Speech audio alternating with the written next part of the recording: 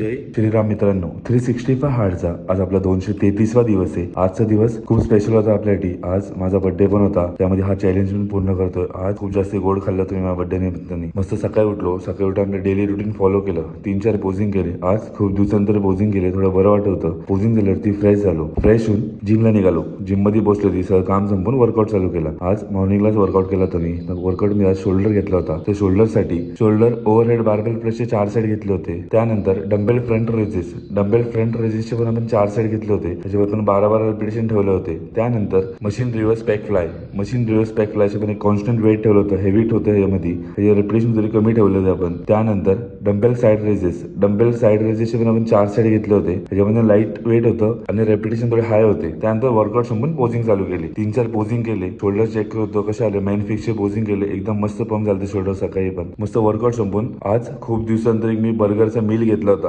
भारी वाटत होतं, एवढं भारी वाटत होतं खूप दिवसांनी खायला. त्यानंतर थोडं रेस्ट करून आज बर्थडे निमित्ताने मला खूप जागी केक कापायला जायचं होतं. आपले मित्र परिवार खूप चांगला आहे. तिथून पुढे थोडं सॉन्ग टाकेल मी, थोडा व्हिडिओ एक्सटेंड होईल.